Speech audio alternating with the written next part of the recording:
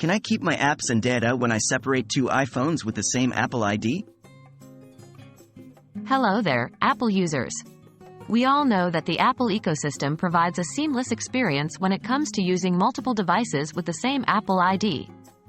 However, you might have a question in your mind: can I keep my apps and data when I separate two iPhones with the same Apple ID? The answer is yes. Let's dive deeper to see how this can be done. What happens when two iPhones share the same Apple ID? When two iPhones are using the same Apple ID, they share certain features and information, such as apps, music, photos, and more.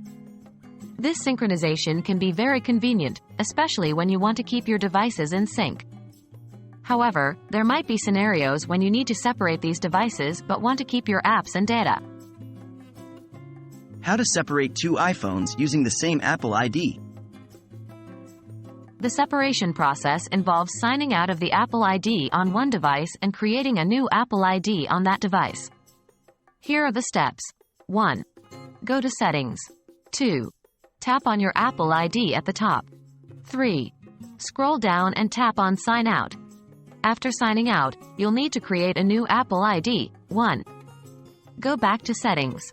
2. Tap on Sign In to your iPhone at the top. 3. Tap on Don't have an Apple ID or forgot it. 4. Then tap on Create Apple ID and follow the steps. Will I lose my apps and data? The good news is, you won't lose your apps or data. Any apps you've downloaded with the old Apple ID will remain on your device.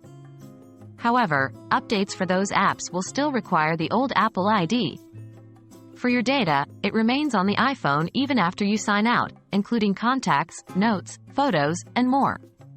However, it's important to understand that future synchronization between devices will not occur without the shared Apple ID.